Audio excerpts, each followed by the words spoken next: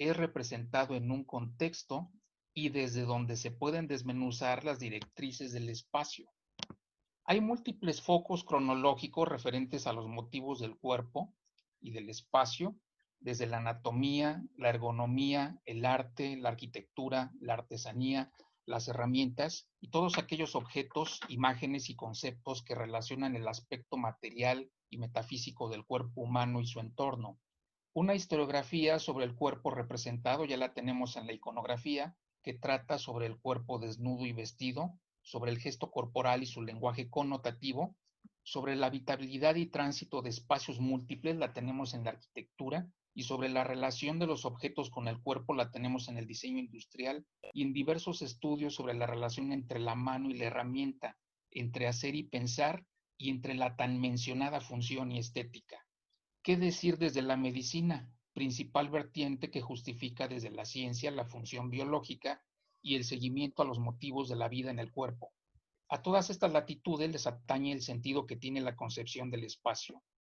El cuerpo humano, como medida de todo lo que le rodea y de sí mismo, va más allá de las proporciones canónicas, de las reglas académicas y de parámetros unilaterales.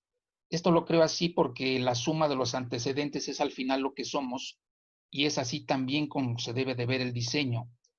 Ahora bien, en el caso de la Bauhaus, el manual de Ernst Neufeld resume los antecedentes y al mismo tiempo dicta parámetros sobre la relación de proporción del cuerpo humano y su vínculo con la arquitectura. Más adelante detallaré sobre esto para determinar un punto de vista sobre el papel que jugó en el diseño y el sedimento que todavía queda en la conciencia del espacio. Walter Gropius es, como todos sabemos, el fundador de la Bauhaus y con esto se cumplen 100 años. La Bauhaus no fue una invención, sino una consecuencia convergente de diversas circunstancias. En lo inmediato fue consecuencia de la revolución industrial y de un siglo XIX encarrilado en una transformación tecnológica determinante.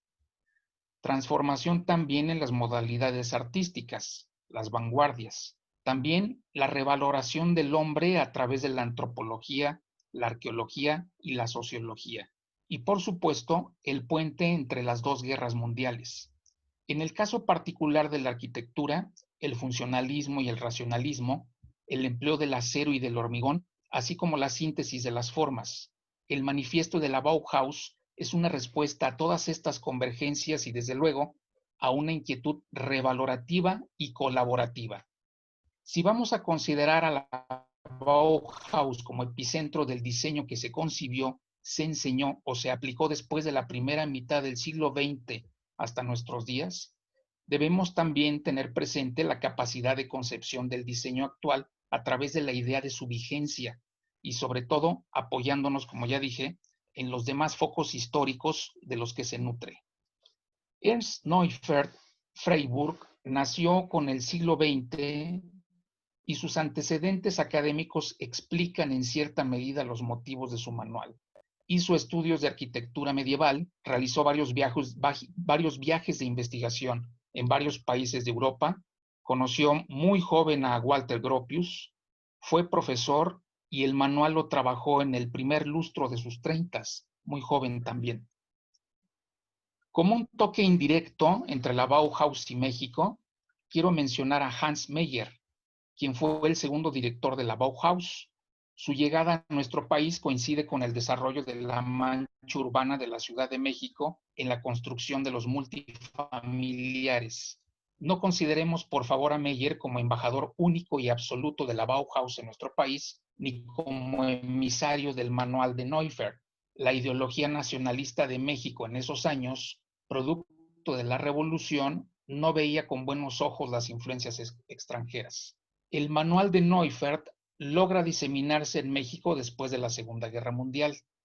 El historicismo en torno a la trayectoria del manual de Neufeld en México y en otros países merecería una investigación paralela a las enseñanzas en las escuelas de arquitectura y diseño, que eran los principales focos de difusión y aplicación del manual. Ahora bien, referente a los antecedentes de la anatomía, que tiene que ver a su vez con el espacio, cuyo contenido es el que predomina en el manual de Neufert. Los antecedentes sobre las representaciones anatómicas y su relación con el espacio se encuentran, además de en las obras, pinturas, grabados, esculturas y arquitecturas, en los documentos y tratados.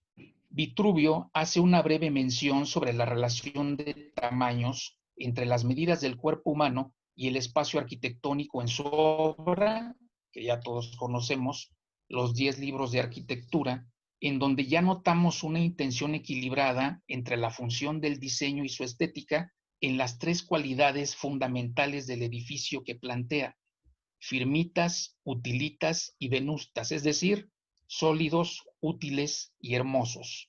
En el libro de retratos de 1232, Villard Dencourt realizó una serie de dibujos de retrato, animales, estructuras arquitectónicas y de carpintería basados o inscritos en parámetros geométricos básicos. En el Tratado de Pintura de Leonardo da Vinci hay un capítulo dedicado a la anatomía humana llamado Proporciones y movimientos del cuerpo humano, en donde determina con uso de razón y de demostración las variables de medidas y disposición del cuerpo humano en su representación. Del Renacimiento destacan, para fines clasificatorios sobre la representación de posturas del cuerpo humano, el contraposto y el serpentinato. Del Tratado de Durero, los 4 libros de la proporción del cuerpo humano, por cierto, citado por Neufert en su manual, tenemos a la alemana, contraposto y serpentinato idealizados, que a diferencia de Leonardo, que usaba cadáveres diseccionados. De Andrea Vesalio, de Humani Corporis Fabrica, publicación del siglo XVI, determinante para la ciencia médica y para la ilustración de esquemas anatómicos diseccionados, compuesto por grabados en madera y una idealización de posturas, se muestra el cuerpo erguido como en un escaparate, a diferencia de las pinturas sobre disecciones, como la famosa clase del Dr. Tull de Rembrandt, y se exalta la anatomía como especialidad artística e ilustrativa. En lo particular, el libro de retratos de Dencourt dispone de las formas geométricas básicas para la estructuración de las formas y de la retícula para las proporciones. Como podemos ver aquí en este retrato de líneas rectas horizontales, verticales y diagonales entrecruzadas. En la imagen aparece a la izquierda, ligeramente hacia abajo. La división regular del espacio, o como decimos actualmente, mediante módulos, fue una invención de las culturas antiguas en Occidente, principalmente las avenidas al mar Mediterráneo, y fue desde luego dispuesta en la métrica de estructuras en arquitectura, pintura, escultura y variadas ornamentaciones.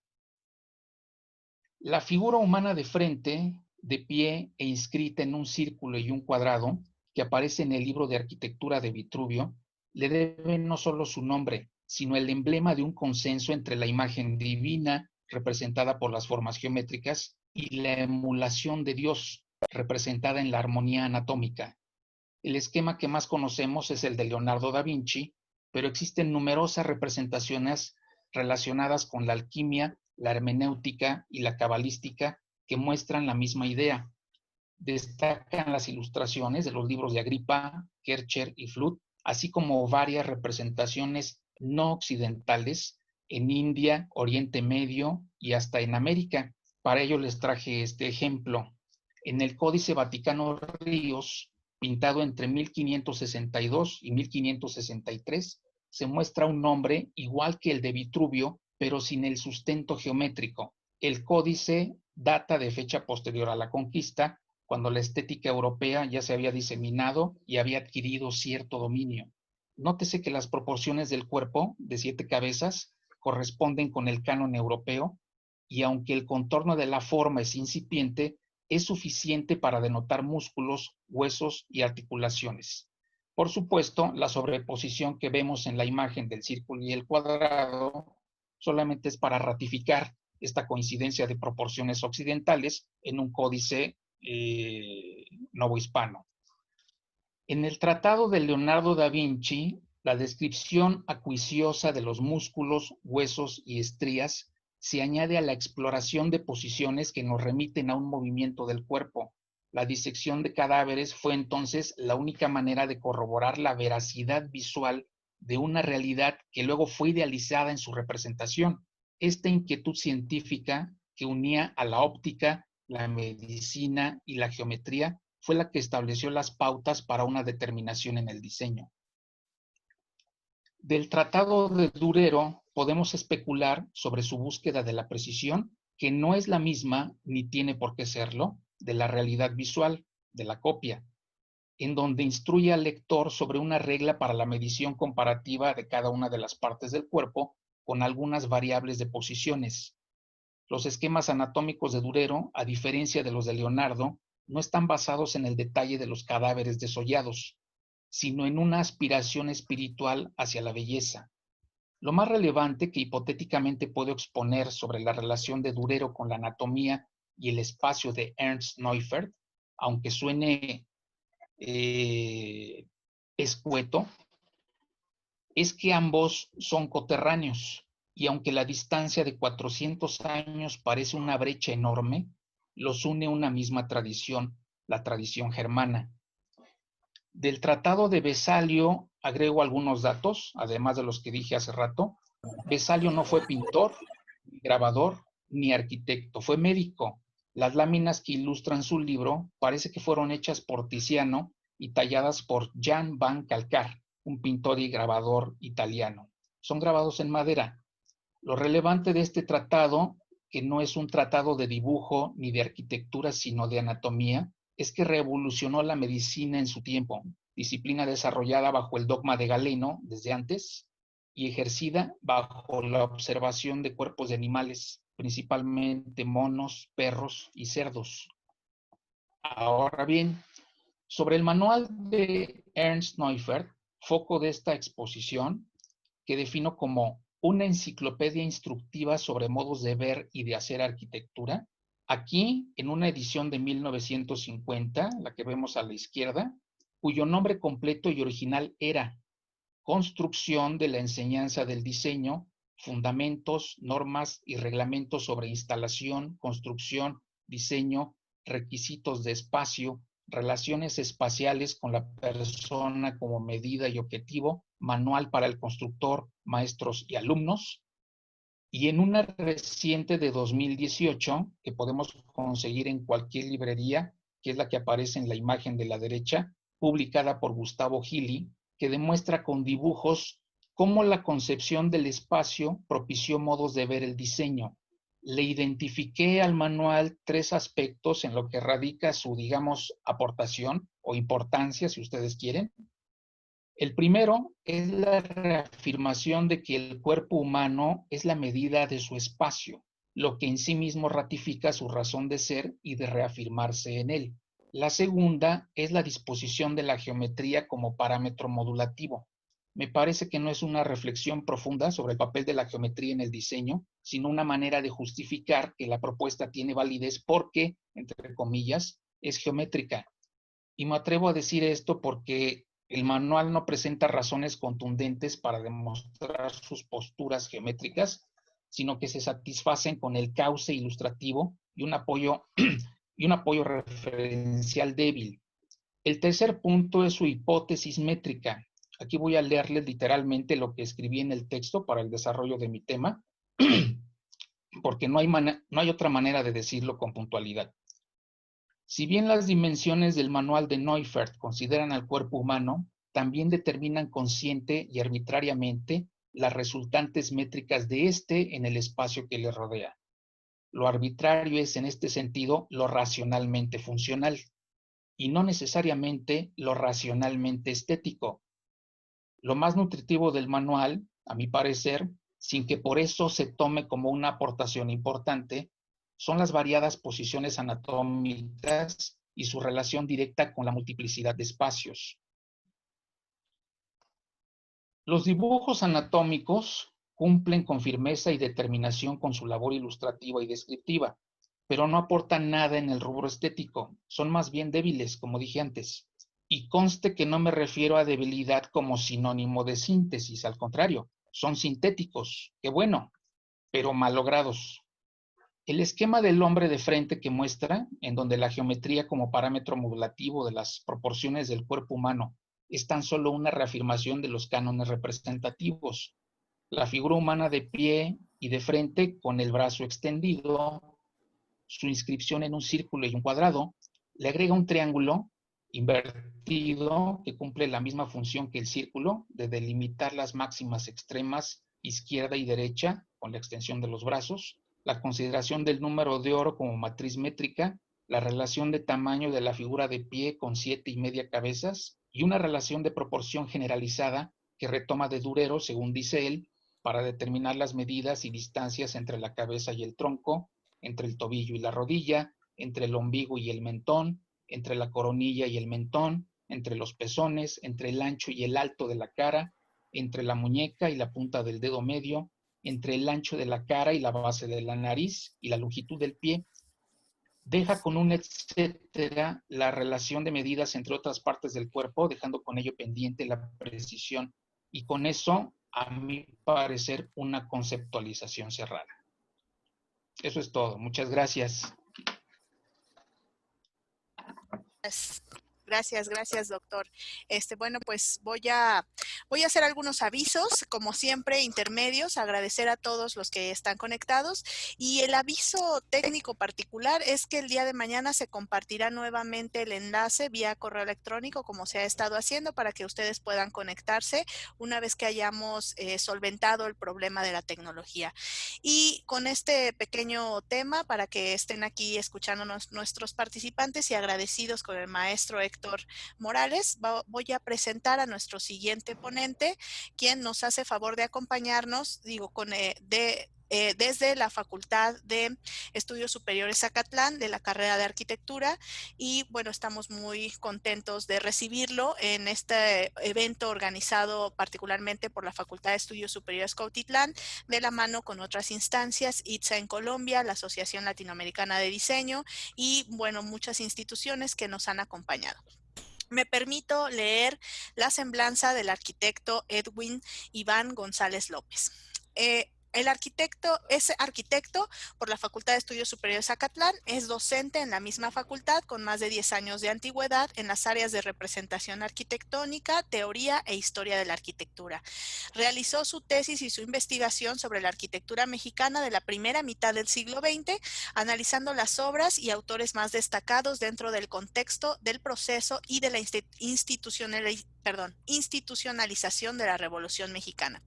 Ha impartido las asignaturas de Historia de la Arquitectura de los siglos XIX, XX y XXI, del origen del Imperio Bizantino, Historia de la Arquitectura en México, Teoría de la Arquitectura y Teorías Actuales de la Arquitectura, entre otras. Actualmente se encuentra desarrollando la asignatura en línea de Historia de la Arquitectura de la Edad Media al Barroco, la primera materia bajo esta modalidad dentro de la licenciatura de Arquitectura, que estará para impartirse en septiembre del 2020. Ha impartido diferentes conferencias para estudiantes de arquitectura y de diseño gráfico sobre el color en la arquitectura y el arte gráfico, particularmente de la escuela Bauhaus. Ha sido asesor y jurado en diferentes trabajos de titulación, principalmente dentro del área de teoría e historia de la arquitectura. Es miembro del Seminario de Arquitectura y Vida Cotidiana en la Ciudad de México de finales del siglo XVIII y hasta principios del siglo XX, y pertenece al programa de investigación de la FES Zacatlán.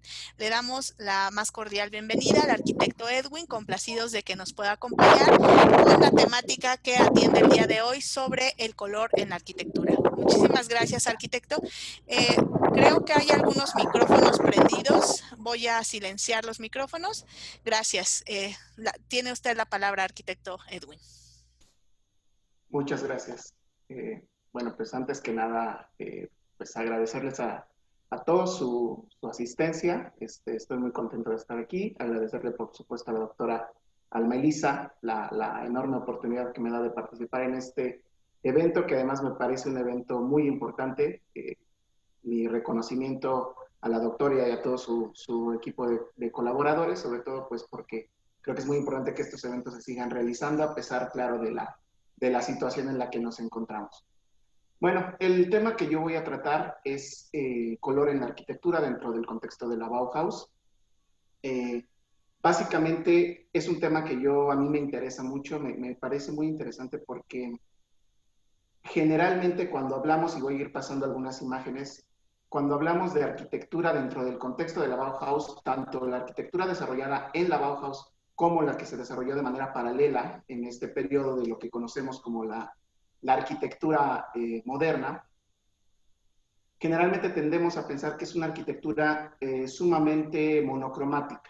Ahorita estoy pasando algunas imágenes de construcciones desarrolladas por arquitectos de este mismo periodo, Walter Gropius, Mies van der Rohe, Le Corbusier, etc.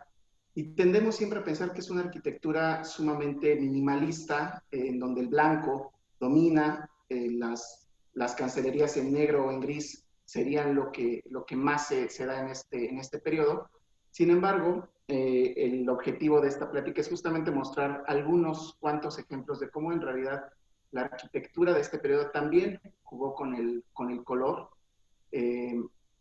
Algunos autores de alguna manera se atrevieron también al desarrollo del color en sus construcciones, y es justamente lo que yo les quiero mostrar, porque bueno, tendemos siempre a pensar, a tener esa idea, ¿no? Por ejemplo, aquí tenemos una casa de Walter Gropius, y pensamos, cuando hablamos de arquitectura del movimiento moderno, de la Bauhaus, pensamos siempre en esto. Sin embargo, hubo autores que desarrollaron otro tipo de conceptos. En este caso, lo que estamos viendo son unos modelos volumétricos desarrollados por Theo van Doesburg. Theo van Doesburg, uno de los miembros de este movimiento tan conocido, tan famoso en Europa a principios de la década de los 20, conocido como el neoplasticismo holandés, también se le llamaba constructivismo holandés, o incluso Stiger le llamaban, ese era un término más por la revista que desarrollaban, pero bueno, creo que cualquiera de los tres términos es correcto. Y en este caso, Van Doesburg, siendo arquitecto de profesión, empieza a utilizar los conceptos básicos del neoplasticismo holandés, que generalmente eran ejemplos en dos dimensiones. Por supuesto, lo que hizo Mondrian y muchos otros es sumamente conocido, pero creo que lo que se destaca en este caso Van Doesburg, y es de lo que estamos hablando, es que toma estos conceptos del plano, la línea, los elementos ortogonales, y por supuesto el sello característico de los neoplasticistas, que eran los colores primarios, además del negro y el blanco, y los lleva a un nivel ya volumétrico, y empieza a desarrollar algunos modelos como los que estamos viendo aquí.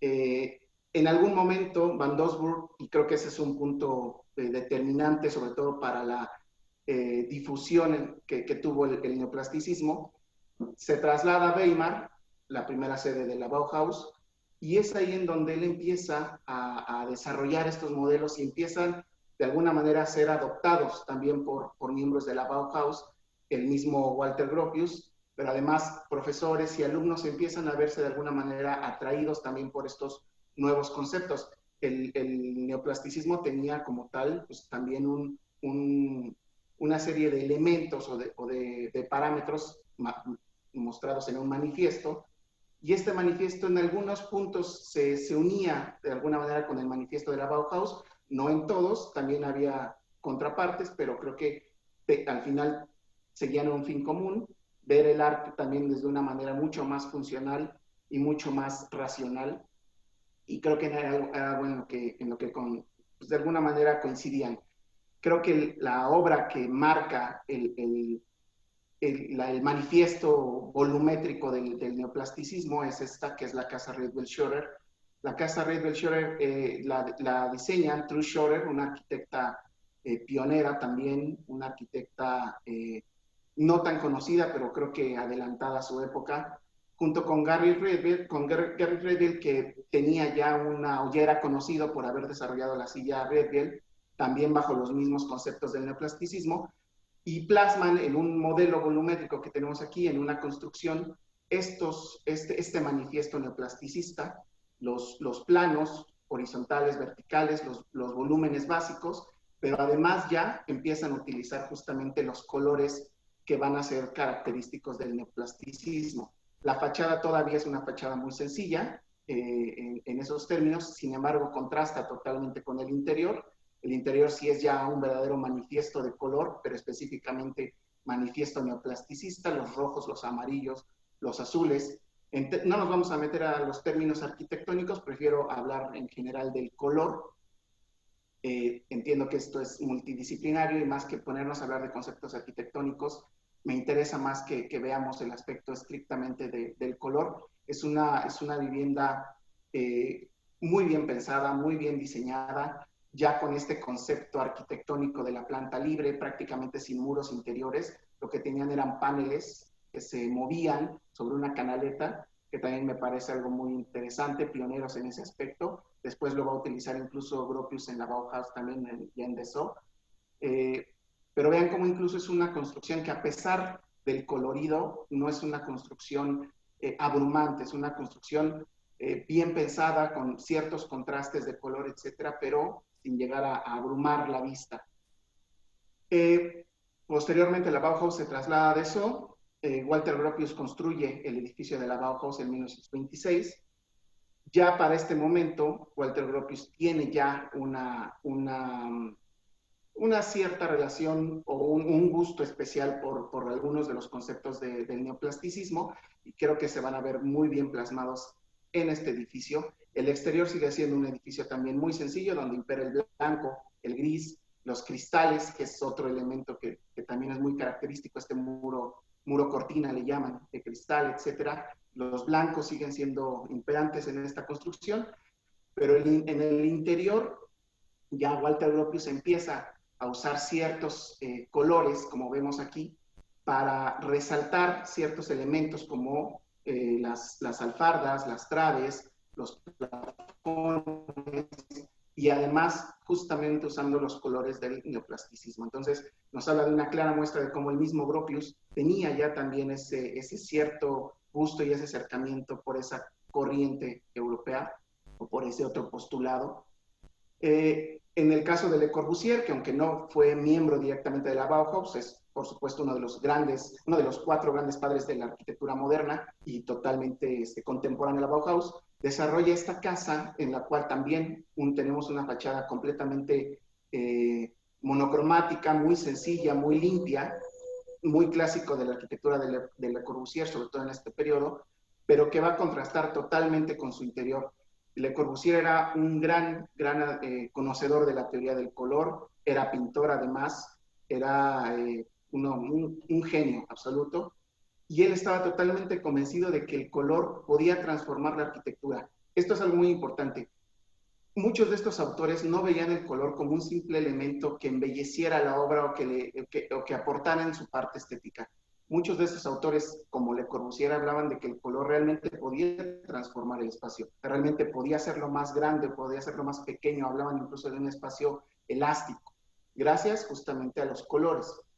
Y Le Corbusier creo que se destacó mucho en el uso del color, y al mismo tiempo, dentro de un mismo espacio, tenía la enorme capacidad de hacer un elemento completamente minimalista, contrastándolo con elementos de color. Este término minimalista, que bueno, ahora se usa tanto, el minimalismo es muchísimo más viejo de lo que ahora conocemos como arquitectura minimalista. Un ejemplo nada más casi curioso, la Villa Savoye, que es otro hito de la arquitectura moderna. Le Corbusier aquí hace, creo que algo muy interesante. Él quería que su edificio fuera de alguna manera un edificio muy ligero, que pareciera casi estar volando, simplemente sostenido por estas pequeñas columnas de sección circular, y se da cuenta que necesita poner un volumen en la parte de abajo, que después iba además a fungir como cochera, y la manera en la que de alguna manera lo mimetiza con el entorno, pues es pintándolo de verde. Lo pinta de verde y además con la sombra que emite el volumen de la parte de arriba, pues prácticamente de alguna manera se pierde un tanto visualmente y hace que el edificio se vea también mucho más ligero. Si él hubiera decidido pintar todo este volumen de color blanco, pues claramente tendríamos un volumen mucho más pesado a la vista. En Ronham, ya en una etapa ya muy diferente de su arquitectura, ya la década de los 50, hace una capilla en la cual realiza una serie de ventanas que se vean casi hasta caóticas, casi desordenadas, de diferentes tamaños, de diferentes profundidades, algunas de ellas incluso abocinadas, Y esto tiene una función muy interesante. Él trataba de iluminar el interior, creo yo, muy influenciado por las catedrales góticas, estas catedrales con sus vitrales de colores, etcétera, que daban una intención o un interior, digamos, muy místico, muy celestial, que era uno de los objetivos del gótico. Creo que en este punto, Le Corbusier trata de hacer algo muy similar. Coloca unas ventanas con cristales de diferentes tonalidades. En efecto, es un espacio interior muy oscuro, pero de alguna manera tiene ese sentido muy gótico, muy celestial que trataba de darle Le Corbusier, colocando este tipo de ventanas en diferentes tonos, azules, verdes, rojos, amarillos, e incluso mezclando amarillos, como aquí, amarillos con azules, para dar todavía un color diferente y crear, bueno, esta sensación claramente influenciada por la arquitectura gótica. Y bueno, finalmente, esto lo teníamos, por supuesto, que aterrizar en México cuando hablamos del movimiento moderno de la arquitectura, y si hablamos de color, simplemente no podemos no hablar de Luis Barragán. Creo que para mí el arquitecto más original del siglo XX en México, el arquitecto que mejor utilizó el color, la luz, la sombra, las texturas, imitado por muchos, igualado creo que por nadie. Y creo que Barragán tenía una capacidad increíble del uso de la luz, sobre todo, para poderla proyectar en sus volúmenes y posteriormente en la colocación del color. Muchos pensamos que el color viene de la influencia que tenía el de las haciendas. Él siempre vivió en una hacienda desde niño, entonces tenía toda esa influencia claramente en su arquitectura. Sin embargo, el color, sobre todo en esta última etapa, en la que él le llamaba emocional, no proviene tanto de ahí, por supuesto que sí, pero en realidad proviene mucho más de esto que vemos. Esto que estamos viendo son las pinturas de Chucho Reyes, un pintor que además fue un gran amigo de Luis Barragán, y Barragán estaba realmente influenciado en cuanto a los colores que utilizaba en su arquitectura por estas pinturas. Lo que estamos viendo aquí es básicamente la obra de Barragán, pero en 2 dimensiones. Rápidamente les comento cómo utilizaba o cómo pensaba Barragán los colores de su arquitectura. Tenía, creo que, un sistema poco ortodoxo, pero muy interesante. Él proyectaba el edificio completamente en blanco. Él no pensaba en el color. Era lo último en lo que él pensaba cuando proyectaba una construcción. La empezaban a construir, y una vez que se empezaba a construir, él lo que hacía es que llevaba a su pintor, colocaba cartones en los muros y empezaban a hacer pruebas de color ya con el espacio construido. Probaba contrastes, sombras, luz, etcétera. Iba en la mañana, después regresaba a mediodía, después regresaba por la tarde, porque le interesaba mucho además ver de qué manera se proyectaba el sol y la luz en sus construcciones a diferentes horas del día. Y en base a eso él iba modificando los diferentes tonos y los diferentes colores. Incluso, en palabras de él mismo, llegó incluso a poner o a quitar muros una vez que hacía las pruebas de color. Es decir, el color era tan importante que llegaba a transformar su proyecto arquitectónico. No solo el proyecto, llegaba a transformar incluso la construcción como tal. Entonces, nos habla de un arquitecto en el cual, por supuesto, el color era fundamental, la manera en la que podía, de alguna manera, modificar un espacio blanco, completamente blanco, y convertirlo en un espacio, como en este caso, amarillo, gracias a la colocación de vitrales, digamos, en tono ámbar, y al fondo rematarlo con un muro azul muy interesante. Además, la entrada de luz. Él era además muy católico y siempre buscaba mucho estos haces de luz que él consideraba muy divinos, ¿no? Entonces, eso me parece también muy interesante de su obra. Nadie manejaba la luz en la arquitectura mexicana como lo hacía, sin duda, Luis Barragán. Otra obra que quería mostrarles de México, conocida también, por supuesto, por todos, la Casa Estudio Calo Rivera, una obra de Juan O'Gorman. Creo que si hablamos de arquitectura moderna o arquitectura del movimiento moderno y de la arquitectura del color, pues no pensamos en Juan O'Gorman, pero se nos podrían ocurrir muchísimos otros autores. Sin embargo, yo quería mostrarles a Juan O'Gorman, primero porque tengo una admiración especial por su obra, y segunda porque desarrolla una casa con color que vemos aquí, además un color bastante llamativo, en un periodo en el que Juan O'Gorman simplemente no utilizaba el color en su arquitectura. Si hablamos, por ejemplo, de la Biblioteca Central, obviamente es un proyecto completamente colorido, pero pues ya es una etapa muy diferente, ya es una etapa en la cual O'Gorman prácticamente ya no hacía arquitectura, él era totalmente plástico ya en ese momento, incluso en la biblioteca él no participa en el proyecto arquitectónico, él básicamente desarrolla los murales únicamente. Su casa también que hace en los 50 en el Pedregal, una maravillosa obra de la arquitectura orgánica, completamente colorida, demolida además, uno de los grandes atropellos a la arquitectura nacional, la demolición de su casa del Pedregal. Pero esta casa que hace en 1931 nos habla de un O'Gorman muy joven, un O'Gorman que prácticamente no usaba color en la arquitectura, por el contrario, él siempre pregonaba la arquitectura y el concreto armado aparente. Este famoso brutalismo del que se hablaba en los 50 también es muchísimo más viejo. Y O'Gorman, por supuesto que le encantaba la arquitectura, el concreto aparente como tal. ¿Por qué utiliza colores en este caso? Posiblemente por los usuarios para quienes estaba dirigida esta obra, siendo dos artistas, dos pintores, un muralista, etcétera, pues difícilmente los podríamos ver en una vivienda completamente de concreto aparente. Sería muy, muy complicado. Me recuerdo ahorita inmediatamente la casa que hace Gropius, las 4 casas que hacen Dessau para los profesores en la Bauhaus, y cuando llega Kandinsky a la casa en la que le tocaba vivir, pues se da cuenta que es una casa completamente blanca, y él se aterroriza. O sea, él dice, es que yo no puedo vivir aquí. Aun para una persona que ha vivido toda su vida a través del color, pues vivir en una casa completamente blanca le parecía abrumador, era imposible. La manda a pintar en su interior con más de 120 colores diferentes. Y creo que por ahí va más o menos esta idea, mucho más sencilla, claro, pero creo que también por eso O'Gorman se atreve a usar color en este periodo, y además porque era gran amigo de ellos dos, y creo que también por eso accedió al uso del color. La casa que hace para Frida Kahlo, totalmente influenciada por la casa de Frida en Coyoacán, es un azul prácticamente igual, e incluso los enmarcamientos terracota también se van a ver en la cancelería que diseña. De hecho, no dudaría que haya sido Frida Kahlo la que realmente eligió el color y no Juan O'Gorman.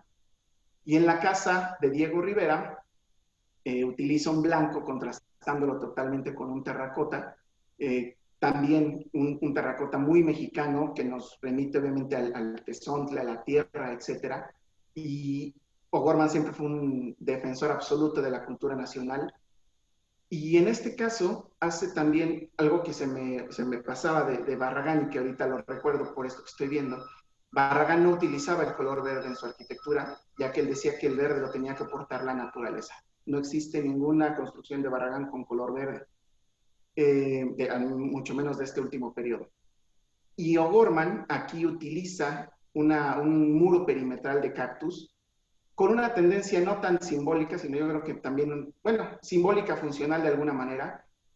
Delimita el predio, pero además trata de que el proyecto, un proyecto moderno, pueda adaptarse a su entorno, a un entorno para 1931 en la zona de San Ángel, pues seguramente muy rural todavía, y trata de adaptar esta construcción completamente moderna. Yo cuando doy clases de historia de la arquitectura a mis alumnos, siempre les digo que traten de alguna manera de imaginarse la arquitectura desde los ojos, desde ese tiempo y de ese espacio, que hagan todo lo posible por imaginársela así.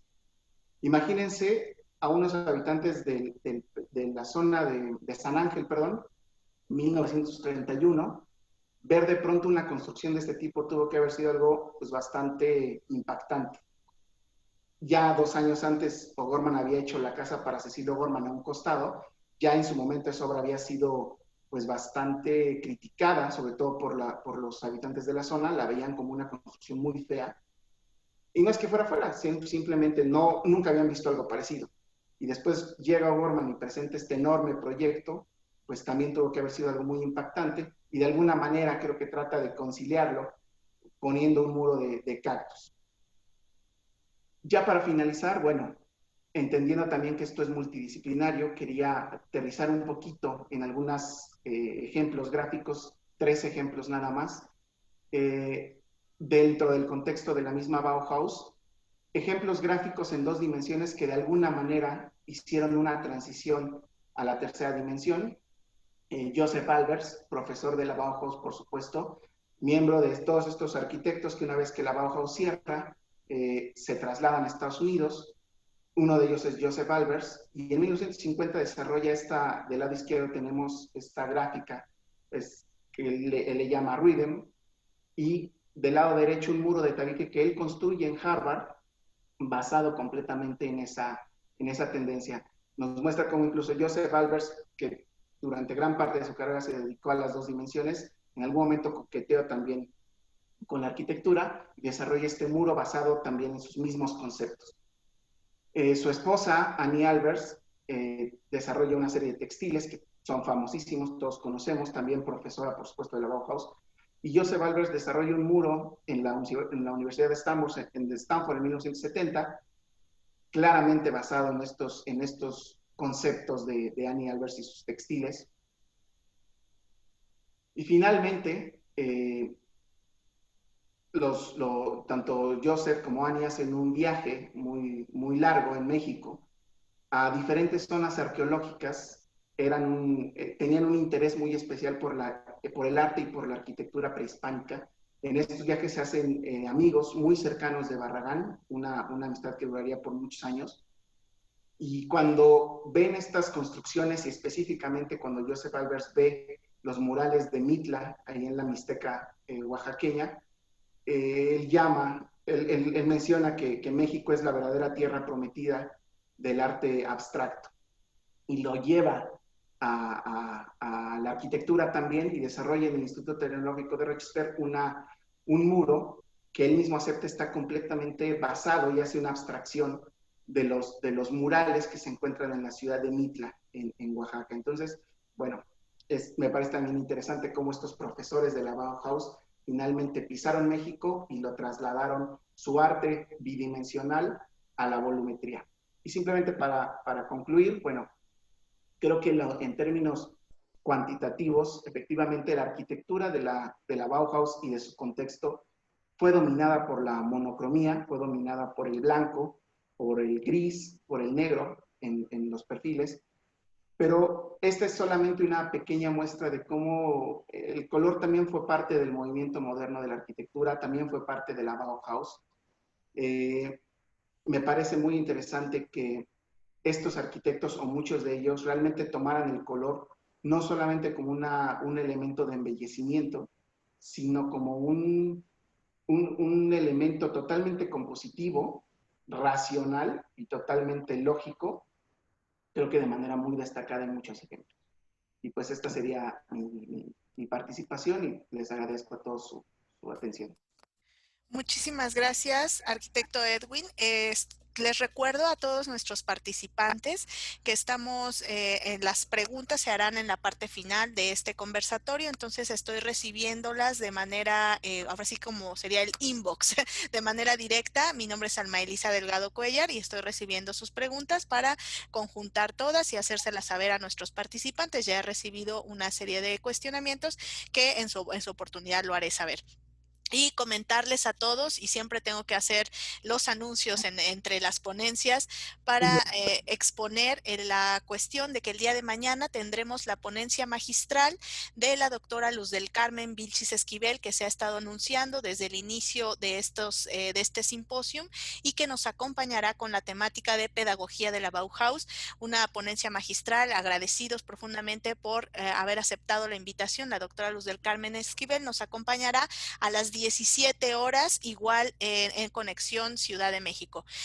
Los datos de conexión, debido a algunas cuestiones técnicas que se están resolviendo por parte de la Facultad de Estudios Superiores Cuautitlán, se los haremos saber en una comunicación vía mail. También los invitamos a que sigan nuestras redes sociales del simposio, que lo pueden encontrar como symposium.bauhaus en Facebook, y ahí también podrán tener noticias de manera más inmediata para que puedan ustedes atender la conexión. Y bueno, pues con la temática temática que continúa de pedagogía de la Bauhaus. En general, leo rápidamente los comentarios en el grupo de la sala de chat y veo que pues han aplaudido a nuestros ponentes, tanto al doctor Morales como al arquitecto Edwin González. Y con este aviso voy a dar la pauta para presentar a nuestra última ponente de este conversatorio del día de hoy y posteriormente podamos pasar a la sesión de preguntas y respuestas, que realmente es una de las partes que más enriquecen a todos porque genera este debate y reflexión y los invitamos a hacer los cuestionamientos. Como siempre, solicitaría que apagaran sus micrófonos para dar paso a la presentación. Pues nos complace darle la bienvenida a la maestra Daniela Velázquez Ruiz. Ella es licenciada en diseño gráfico de la Universidad Autónoma del Estado de México, maestra en alta dirección e inteligencia estratégica por el Instituto de Estudios Universitarios de Puebla. También tiene, actualmente es doctorante en diseño por el Centro de Investigación en la Arquitectura y Diseño de la Universidad Autónoma del Estado de México, un programa que está adscrito a CONACYT. Forma parte del cuerpo académico de diseño y desarrollo social. Actualmente funge como presidenta del Consejo de Gobierno de Estudios Avanzados de la Facultad de Arquitectura y Diseño de la UAMX, como presidenta del grupo de estudiantes. Es investigador científico con líneas de especialización en gestión del diseño, diseño estratégico, economía naranja, innovación pública, democratización del conocimiento y gestión cultural. Ha participado en diferentes publicaciones y en diversos foros nacionales e internacionales. Actualmente es profesora también en dicha facultad de la Universidad Autónoma del Estado de México. Cuenta con experiencia laboral en administración pública como líder de proyectos, certificación en diferentes áreas del diseño. Ha sido tutora y capacitadora en diferentes procesos de implementación y en el carácter del sector gubernamental. Bueno, pues muchísimas gracias. Le damos la bienvenida a la maestra Daniela Velázquez, que además también viene en representación de la doctora Ana Aurora Maldonado, quien ha participado en la elaboración de esta ponencia de este temático, y la doctora Ana Aurora Maldonado es miembro del Sistema Nacional de Investigadores de CONACYT con perfil PRODEP desde el 2003 a la fecha, quien por una situación de salud no pudo acompañarnos el día de hoy y pues nos permite presentar esta exposición la maestra Daniela Velázquez. Muchas gracias, maestra Daniela, le damos el uso de la palabra. Gracias. Muchas gracias, buenas tardes a todos. Agradezco empezando por la doctora Alma Elisa por pues esta logística y este gran evento que la verdad es muy, muy emocionante poder estar aquí compartiendo, escuchando a todos y pues también a felicitar al arquitecto Edwin, al doctor Héctor, muy interesantes sus ponencias. Muchas gracias por lo que nos comparten este día. Me permito compartir pantalla. Bueno. Listo, no sé si ya pueden visualizar. Se ve perfectamente, muchas gracias. Muy bien. Entonces, excelente. Tengo aquí dos ordenadores porque voy a extrañar verlos. Bueno, pues esta ponencia la nombramos Análisis de contextos, referentes simbólicos y pertinencia de la información con carácter social, específicamente en su aplicación en el cartel. Voy a quitar aquí, dentro de los antecedentes, pues tenemos que la aparición de la Bauhaus como referente mundial surge en un momento crítico de transición, momento situado en un contexto de guerra política y cambio sociocultural, como todos sabemos. Como todo arte, la expresión humana es testigo de su tiempo y haciendo acopio de los medios y tecnologías disponibles, se crean constructos de expresión que aluden al momento social. No me pasó mi presentación. Muy bien. A principios del siglo XX, la expresión artística se veía en constante cambio y adaptación con la llegada de la revolución industrial y la producción en serie. Se observaron diferentes revelaciones artísticas en contraposición a manifestaciones previas, las cuales buscaban composiciones estéticas únicamente. Ello dio lugar a un nuevo reto, introducir componentes artísticos en elementos cotidianos y de uso corriente. Lo anterior permitió que la búsqueda estética no se limitara principalmente a la valorización de retablos religiosos o a las producciones artísticas generadas desde las altas esferas académicas. Por el contrario, la Bauhaus propició al considerar la suma de perspectivas desde la cotidianidad los principios complementarios entre el diseño funcional y el valor estético, dando lugar a composiciones gráficas, objetuales y arquitectónicas reveladoras para la época. De este modo, la idea de la simplificación de la expresión artística, trazos sencillos y colores primarios, así como la introducción de materiales como el metal y el vidrio, posibilitaron la competitividad en el mercado de construcción, Perdón, convirtiendo la maestra, estética... perdón la interrupción, maestra Daniela. Me atrevo a hacer esta interrupción porque los participantes comentan que no se ha cambiado la lámina de la presentación. Gracias. Muy bien. No sé si ya está. Solo vemos la portada. Sí. Ahí, no sé si me pueden ver. No. Vamos a ver. Gracias. No hay ningún... Voy a dejar de compartir y vamos a intentarlo otra vez. Sí, muchas gracias. Listo. Ahí está. Listo, gracias. No, pues nada.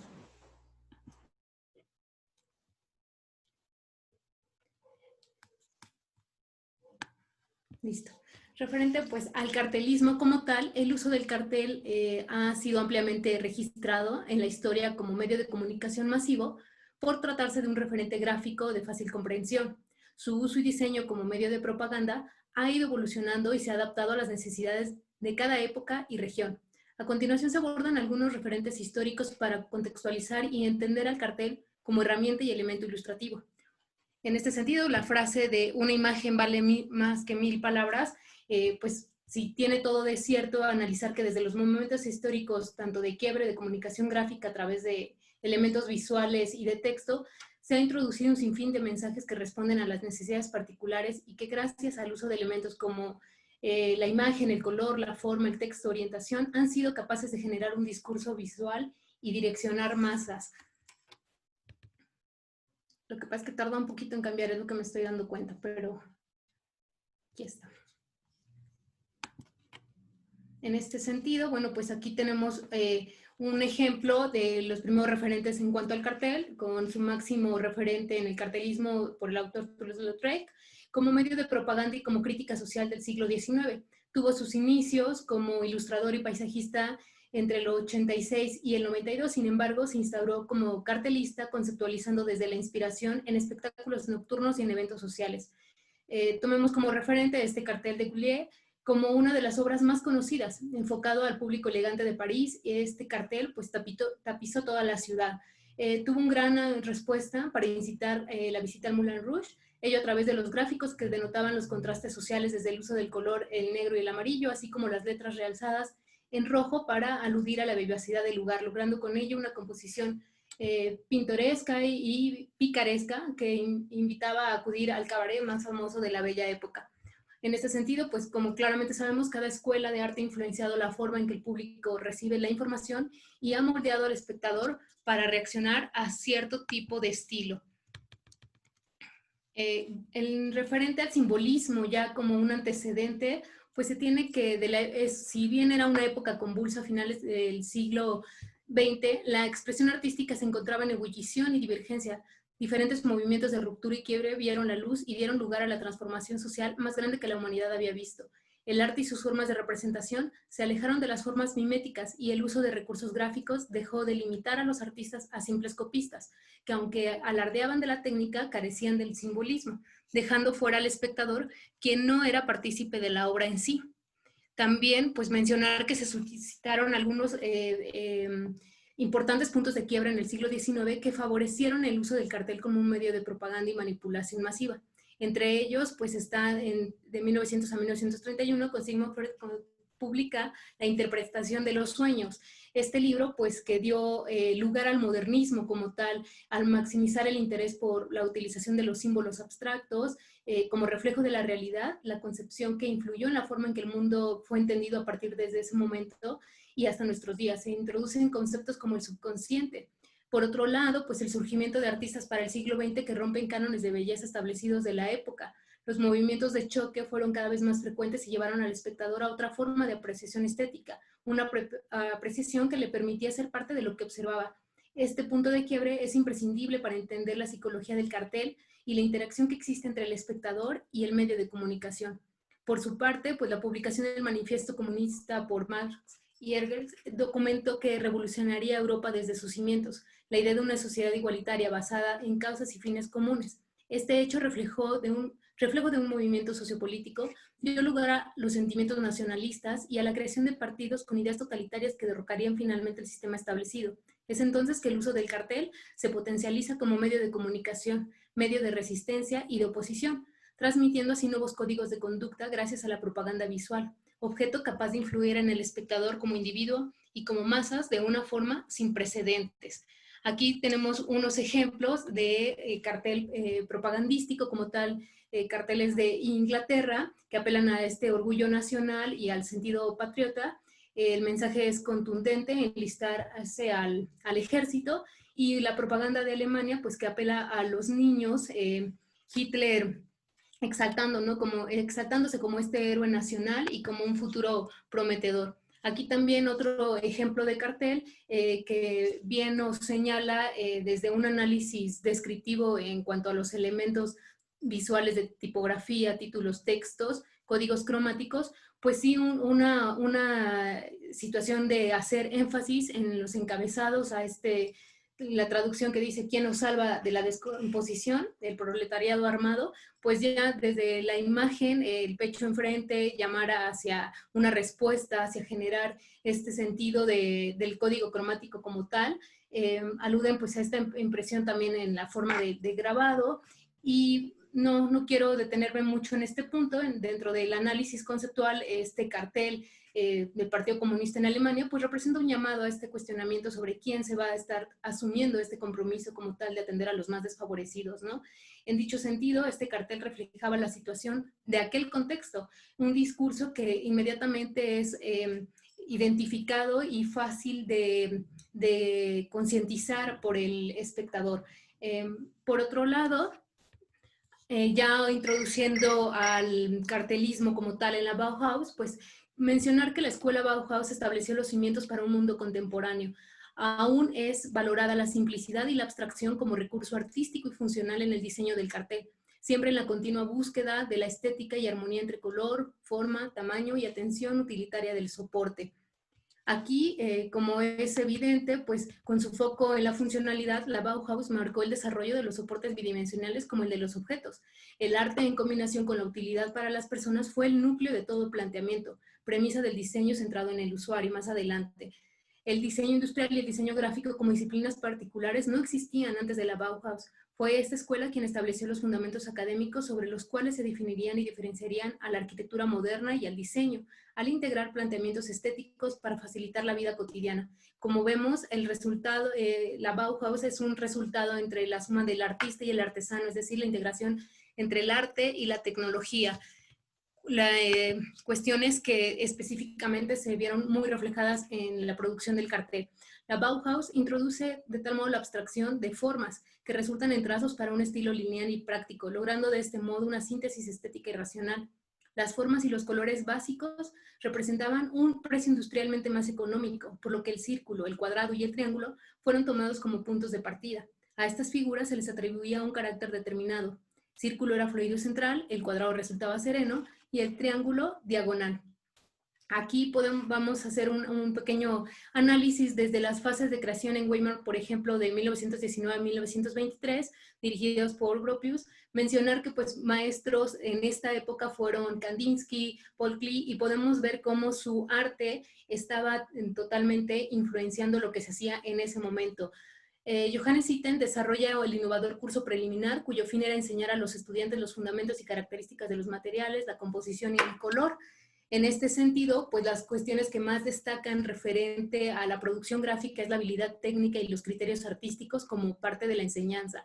Se implementa el cartapacio de entregas, que era el blog de dibujo para asesorar una entrega, pues ya se recibían pedidos como tal en la Bauhaus. La técnica de la impresión calcográfica y se funda una editorial como tal.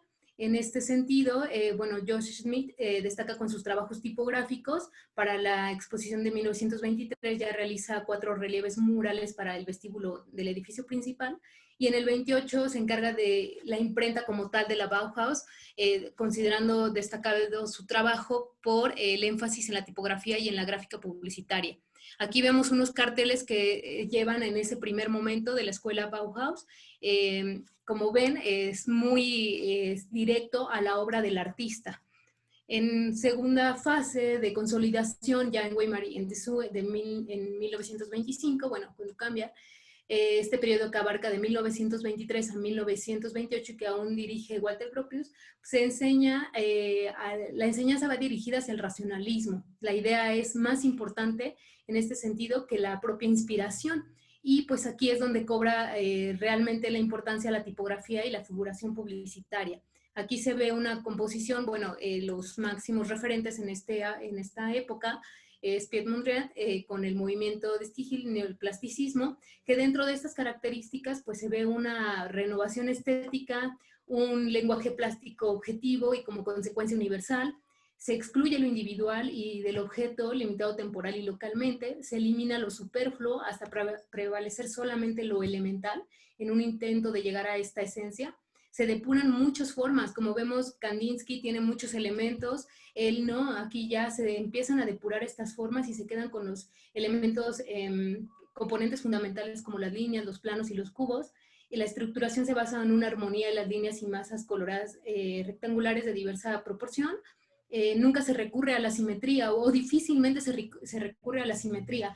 El uso es pocos colores, bajo superficies claras, y bueno, señalar también que los soportes gráficos como tal representan este equilibrio y este orden. Es una orientación artística antitrágica.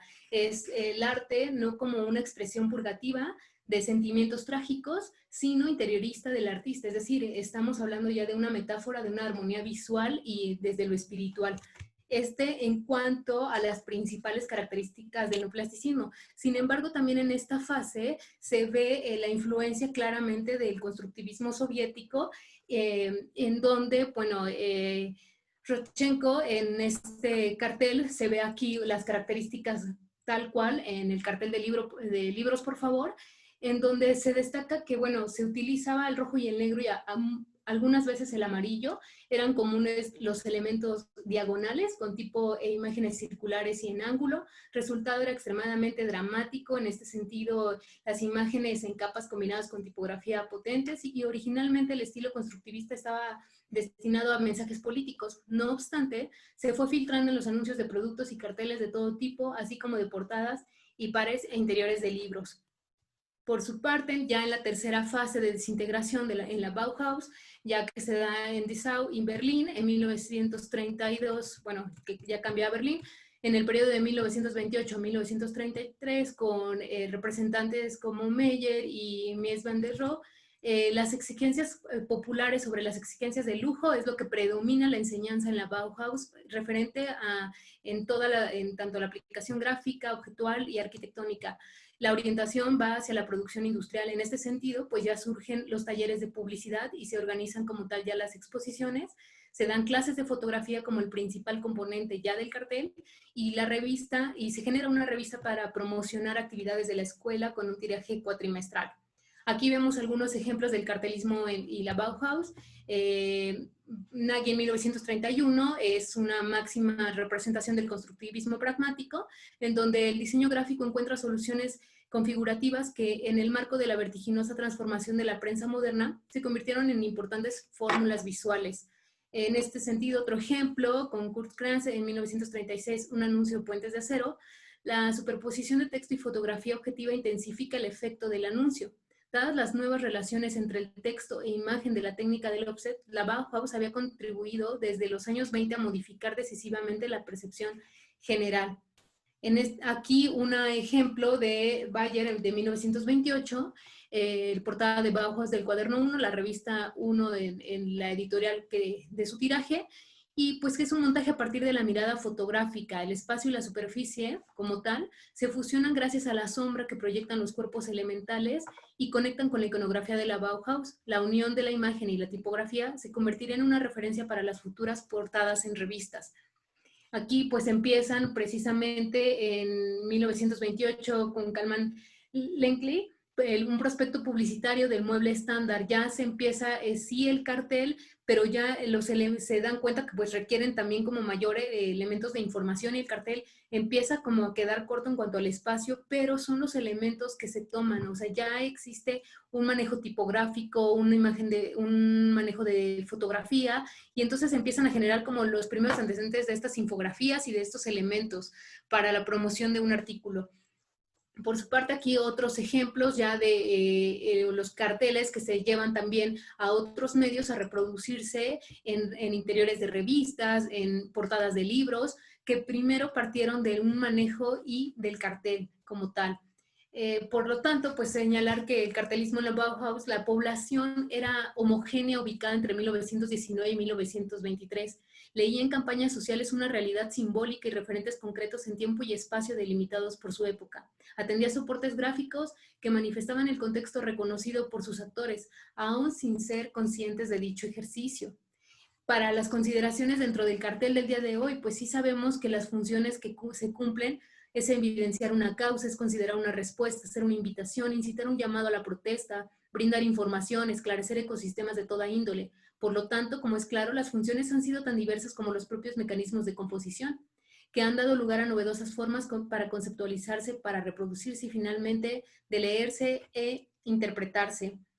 Por otro lado, las poblaciones heterogéneas postmodernas, que son parte de las conclusiones a lo que tenemos que y incita a reflexionar el día de hoy, donde se multiplica la diversidad de referentes simbólicos y uso de elementos diseñísticos, demanda que la comunicación gráfica delimite ubicando con precisión y conozca a profundidad su contexto destinatario, con la finalidad de que el mensaje sea realmente aprendido.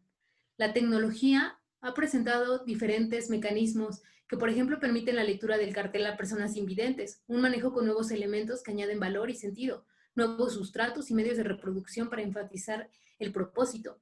Las identidades individuales y a su vez colectivas se han modificado debido a que los referentes contextuales que les configuran, es decir, en los años 20 los grupos eran altamente clasificados y por lo tanto diferenciados. Dado ello, la comunicación gráfica representaba de manera inmediata una necesidad que era dirigida a una colectividad con características sumamente arraigadas, las cuales fungían como directrices y estampas en la conceptualización, diseño e interpretación de los discursos. Por su parte, hoy en día los grupos son altamente diversos y heterogéneos. Ello no quiere decir que previamente no existiera dicha diversidad, sin embargo, no estaba visualizada como hoy en día los grupos sociales lo demandan. Por mi parte sería todo, agradezco muchísimo y bueno, muchas gracias, así está conectado. Muchas gracias, maestra Daniela Velázquez, muchas gracias, arquitecto Edwin González y el doctor Héctor Morales también. Agradecidos. Se siguen recibiendo las preguntas para nuestros ponentes, por favor de mandarlas en la caja de chat en inbox. Bueno, pues yo ya he conjuntado algunas preguntas y me voy a permitir dar el paso a realizarlas. Tenemos muy buen tiempo para poder concluir en tiempo y forma ahora sí que las actividades del conversatorio del día de hoy y que ustedes puedan exponer, ustedes ponentes, exponer con más detalle lo que pregunta el público. La primera pregunta está dirigida para el doctor Héctor Morales. Bueno, pero antes de dirigir las preguntas, quiero comentarles que en la caja de chat, ustedes mismos, ponentes, lo pueden ver. Hay muchas felicitaciones para ustedes por su trabajo, al doctor Morales, a la maestra Daniela, al arquitecto Edwin. Entonces, bueno, voy a omitir la parte de los agradecimientos y de las felicitaciones porque la verdad es que todos estamos profundamente agradecidos con ustedes por habernos expuesto el día de hoy estas temáticas, que reitero, este conversatorio gira en torno a espacio, color y forma. Justamente por eso hay una diversidad, ya lo vemos en la gráfica con el cartel, como lo maneja la maestra Daniela Velázquez, en el color, en el espacio dentro de la arquitectura, con el arquitecto Edwin González, y la parte de las dimensiones también del cuerpo humano y su representación con el manual de Ernest Neufert de el doctor Héctor Morales. Entonces, bueno, tenemos esta diversidad en este conversatorio. Primera pregunta, y ahora sí me voy a ese foco, es para el doctor Morales y dice, la función, además esta pregunta es como la pregunta clave del diseño y ahí va, ¿la función sigue a la forma o es la forma la que sigue a la función? Doctor, voy a darle a usted el micrófono si nos hace favor. ¿Allí me escuchan? No creo que sea un parámetro tan determinante en el diseño como para considerarlo de esas dimensiones. Creo que de las cosas más importantes que debemos de tomar en cuenta en el diseño, tanto en el campo profesional como en la enseñanza, es precisamente la manera en que se gestan las concepciones de lo que es el diseño. La escuela juega un papel muy importante para determinar eso. Cuando pensamos en función y en forma, o viceversa, en forma y función, van de la mano. No podemos considerar una sin la otra porque el diseño es una disciplina de servicio y al tener esa característica debe de incluir ambas cosas, la percepción y la prelación como parte fundamental de la manera en que se desarrolla la interacción con los objetos es precisamente la que se refiere a estas dos particularidades, tanto la parte utilitaria o funcional que tienen los objetos y las imágenes, como la parte, digamos, de contenidos o, si se le quiere ver así, estética. Un diseño 100% funcional, solo mediante ese rubro se puede desenvolver, pues por supuesto, pero la parte metafísica que acompaña la utilidad o la usabilidad de los diseños, incluso desde antes, la manera en que se concibe, cómo se producen los objetos y las imágenes, es inherente entre ambas. Entonces, ni siquiera la considero yo como una cuestión fundamental, es algo que se enseña casi desde el primer día a los chicos que entran a las carreras de diseño, arquitectura, diseño y comunicación visual, etcétera. Pero creo que la objetividad que se tiene sobre esto tiene mucho que ver con los antecedentes de la misma disciplina. Nosotros estamos en un simposio que trata sobre un foco histórico particular que es la Bauhaus, ¿no? Y eso adquiere dimensiones de acuerdo a lo que la prioridad del tema tiene, pero tenemos que tomar en cuenta que hay otros que son igual o más importantes que la Bauhaus, como es la invención de la imprenta, la invención del papel, la tipografía, la pintura, los procesos de impresión, ¿no? Entonces, todo eso va de la mano y es lo que propicia una concepción particular del diseño. Perfecto, muchísimas gracias, doctor Morales. Voy a dar la siguiente pregunta bueno, son algunas preguntas para el arquitecto Edwin y la iré haciendo en la secuencia. Dice, ¿el arte despierta el pensamiento? ¿Cree usted que el color transforma el espacio? Esa es la primera pregunta, Edwin. La segunda pregunta se relaciona al tema ya particularmente de Barragán, del arquitecto Barragán. Dice, el arquitecto Barragán trata de formas naturales como la elección con el uso de la luz y del color, pero ¿cómo es esta elección inclusive de la naturaleza de las plantas que están acordes a esa dinámica también del color y de la luz? Esa sería la segunda pregunta. Y te doy espacio para que puedas contestarlas y continúo. Gracias. Gracias. El color definitivamente puede transformar el espacio, no tengo duda de eso. La realidad es que no todos los arquitectos tienen esa capacidad, porque no es fácil. Es algo muy complejo. El manejo del color, que por supuesto el color y la luz van siempre de la mano, son dos cuestiones que son muy difíciles de poder controlar. Se requiere de un estudio bastante amplio, de un conocimiento de la teoría del color también, creo que muy amplio, pero además creo que el manejo del color, cuando hablamos de volúmenes, pues cambia totalmente. O sea, podemos ser expertos en una teoría del color, pero esa teoría del color de alguna manera cuando la llevamos a las 3 dimensiones, hablando de la arquitectura, pues se transforma. Entonces, eso lo hace sumamente complejo. Por supuesto que el espacio puede modificarse, el color puede darnos una sensación completamente diferente de un espacio a otro, aunque el espacio sea de las mismas dimensiones, sea iluminado de la misma manera, ese color por supuesto que puede cambiar absolutamente todo. Y hay arquitectos que definitivamente tienen ese feeling de alguna manera para poder entender la manera en la que la luz se proyecta en los volúmenes y poder de esa manera definir los colores adecuados, no solamente para embellecer el espacio, que eso es por ahí va la pregunta. El color, por supuesto, que es parte del embellecimiento de un volumen, pero ese color también puede ser definitivamente puede modificar no solamente una cuestión estética bonita, etcétera, sino que realmente va a algo mucho más profundo. O sea, los colores nos pueden poner tristes, nos pueden poner alegres, nos pueden hacer sentir tranquilos. Esa es la gran capacidad que tiene el color. Entonces, definitivamente sí, el color sí puede modificar los espacios, sin duda. Muy bien, Y muchísimo. Sí, adelante, por favor. La pregunta de Barragán era con respecto a la vegetación, al uso de la vegetación y del entorno en general.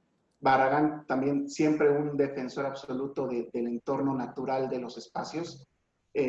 No solo él, creo que muchos de los arquitectos, y es creo que un principio básico de la arquitectura. El arquitecto no puede llegar y poner o simplemente colocar un tipo de vegetación en un ambiente o en un espacio porque le gusta o porque se le ocurrió. La realidad es que siempre como arquitectos tenemos esa obligación de respetar el entorno natural, el entorno físico del espacio, y en ese aspecto Barragán por supuesto que lo hacía. Pero además era muy interesante cómo Barragán siempre trataba de que ese entorno natural se conjuntara con el espacio cerrado. En muchas de sus construcciones, por eso vemos estos enormes ventanales que tiene de la estancia hacia los jardines, porque él de alguna manera quería que esos dos espacios fueran uno. Ajá, o sea, físicamente no lo eran, pero sí visualmente y sí simbólicamente, sentimentalmente, uno se sintiera también en un exterior. Entonces, eso creo que es un acierto muy importante de Barragán. Siempre la naturaleza, él dejaba que de alguna manera esa naturaleza uniera los diferentes espacios también, y no solamente la vegetación, sino que incluso, por ejemplo, las construcciones del Pedregal, pues el uso de la misma piedra volcánica de la zona utilizada como parte del proyecto arquitectónico. Perfecto, gracias, muchas gracias, arquitecto Edwin. Voy a pasar a una pregunta para la maestra Daniela Velázquez, y la pregunta es la siguiente: ¿cuál es la realidad simbólica de la Alemania de 1919 a 1923 en el carácter que tiene el cartel? Muchas gracias. Sí, gracias, doctora Alma. Pues en realidad es este momento de total y cambio a partir de un momento de guerra, de crisis, de conflicto, y el cartel es el elemento que genera un discurso. ¿Por qué? Porque si no hubiese sido a través del cartel, a lo mejor la juventud no se hubiera enlistado como se enlistó, las madres de familia que quedaban en casa y que asumían el que ellos estaban aportando a través de estar en casa cuidando a los hijos, pero alentando a través de esto, se dio por la comunicación de masas, se dio por la función que tenía el cartel en ese momento, y en donde todos asumían como un rol que lo determinó el cartel y que fue modificando la conducta en un ámbito familiar, en un ámbito social, en un ámbito laboral, pero fue el medio por el cual se generaron estas nuevas dinámicas, estas nuevas rutinas y estos nuevos roles como tal, porque de lo contrario no se hubiese establecido un parámetro, un lineamiento que determinara estas conductas como tal. Muchas gracias. Estoy apagando los micrófonos por el tema de la conexión. Voy a regresar a una pregunta más. Si nos podría, es para el doctor Héctor Morales, si nos podría profundizar en términos un poco más concretos, ¿cuál es la relación entre el manual de Ernest Neuffer con la Bauhaus de manera particular?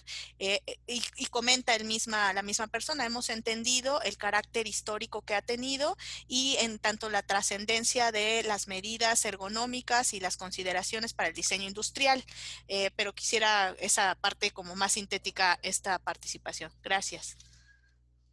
Gracias. Lo primero, ¿me lo podrías repetir, Elisa, por favor? Sí, claro.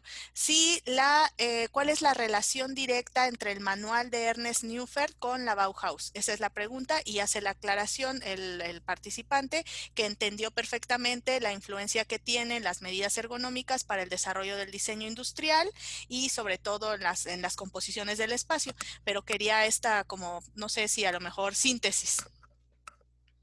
Bueno, la razón principal de la gestación o de la creación del manual de Neufeld tuvo que ver precisamente con una propuesta general, además de lo que tenía que ver con el color, con la composición, con el uso de nuevos materiales, con la propuesta de nuevos espacios y una manera de resumir todo eso en la figura humana y de su incursión en los espacios era precisamente a través de una propuesta en un manual. El manual no lo escribió solito, Ernst Neufeld fue quien lo dirigió y un consenso de varios estudiosos fueron los que propiciaron que pudiera gestionarse en un volumen tan amplio. Si han tenido la oportunidad de revisarlo, es un compendio de infinidad de ilustraciones que nos detallan de manera muy particular la división y propuesta de espacios arquitectónicos, de objetos y de la manera en que el cuerpo se puede adaptar a ello. Y eso es precisamente la aportación que está relacionada con la Bauhaus. La Bauhaus es una escuela que reconstruye o que resume toda una serie de minucias en torno a cómo solventar los espacios que ya habían sido de alguna manera tratados en el pasado. En mi exposición lo comenté.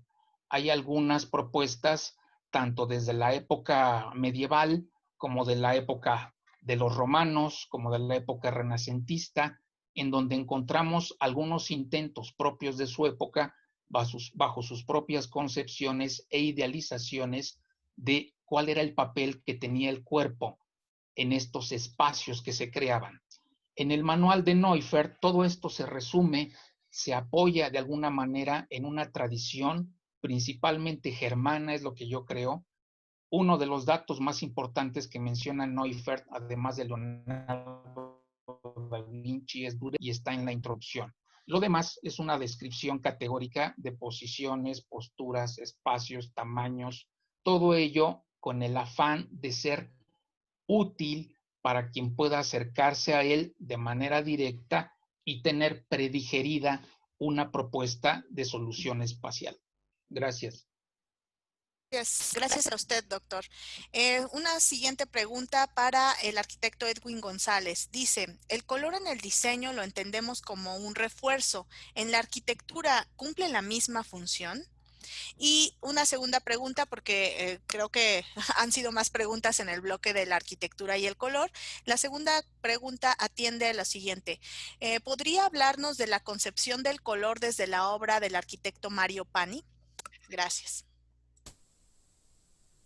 Y en cuanto a lo del refuerzo que mencionan del color, creo que va también un poquito de la mano con lo que mencioné en la primera respuesta. Efectivamente, el color en algunos casos puede llegar a ser un refuerzo de la arquitectura, pero creo que como arquitectos sí tenemos una vez que hemos decidido que vamos a utilizar el color en nuestra obra, creo que sí tenemos por lo menos esa obligación de intentar que el color vaya más allá de simplemente un refuerzo, sino que realmente sea parte de nuestra composición arquitectónica. Decía anteriormente que me parece que es algo que puede llegar a ser muy complejo porque es muy difícil llegar a dominar el color en los volúmenes, como lo hicieron los grandes arquitectos, pero creo que sí tenemos esa encomienda. Por supuesto que es un refuerzo y creo que en la mayoría de los casos así lo es. En algunos casos aporta, en algunos casos no aporta, también esa es la realidad, pero creo que aun cuando en la mayoría de los casos sea justamente un refuerzo al proyecto arquitectónico, creo que tendría que ser más un elemento de composición. Muy bien, muchas gracias. La segunda pregunta es en relación a la obra del arquitecto Mario Pani y el color. Gracias. Bueno, el arquitecto Mario Pani en realidad también se vio, creo que de alguna manera, muy influenciado por la obra de Le Corbusier. Eh, por supuesto que, vaya, de alguna manera el color no domina su obra, y mucho menos en esa primera etapa, esas maravillosas obras de edificios que realiza durante la década de los 30, los famosos multifamiliares que desarrolla. Si los vemos, en realidad son construcciones como tal muy ligadas al concreto armado, al tabique, etcétera, pero sí tiene, creo que específicamente hablando de color, más que del color, de la inclusión de la plástica en su arquitectura, tiene una obra creo que muy destacada, que es el conjunto habitacional Juárez, en el cual desarrollan ahí una serie de murales de diferentes colores, justamente, Carlos Mérida. Creo que hay una inclusión interesante de Mario Pani, una conjunción interesante entre pintura, escultura y arquitectura, principalmente pintura. Mario Pani, como tal, no proyectaba pensando tanto en el color, pero le interesaba y le gustaba mucho que autores, como en este caso Carlos Mérida, desarrollaran murales o desarrollaran arte dentro de su arquitectura. También lo podemos ver, por ejemplo, en el teatro al aire libre que hace en la Escuela Normal de Maestros, por ejemplo. Y así algunos otros ejemplos de este movimiento de la década de los 40 y 50 que se conoció como la integración plástica. Mario Pani fue uno de ellos, sin duda. Pero como tal, Mario Pani, creo que su arquitectura no la enfocaba tanto al color, pero sí a la inclusión y a la integración de otras artes para hacer un conjunto mucho más plástico. Muchas gracias, arquitecto Edwin. Y vamos a dar paso a la última pregunta, que justamente coincide para nuestra última ponente de esta mesa del día de hoy, que es la siguiente. ¿Sí podría profundizar un poco más en exponer la influencia del constructivismo en el cartel durante el siglo XX?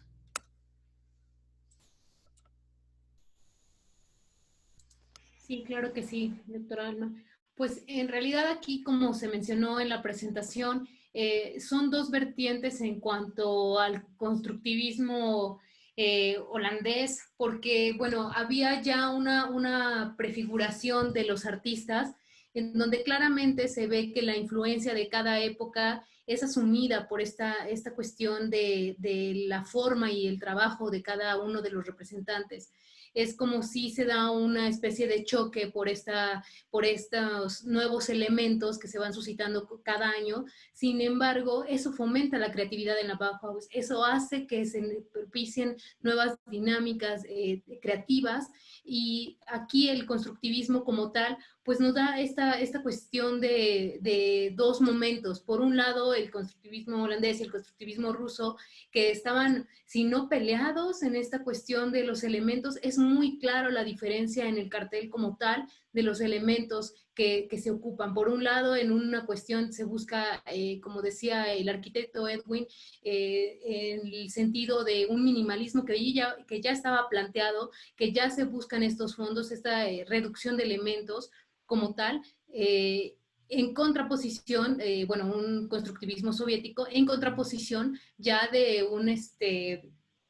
un constructivismo en primera instancia holandés, que van diferentes, traen elementos distintos, y los referentes como tal parten de, por un lado, sí hay un choque, hay un llamado de atención, hay una cuestión de querer incentivar a las masas a la acción, pero por otro lado también está el interiorizar, el querer poner un orden a las cosas, y entonces es cuando se toman estas dos vertientes que, si surgen en el mismo periodo de tiempo como tal, pues hay elementos que denotan ya en cada uno de los carteles que se producen más adelante.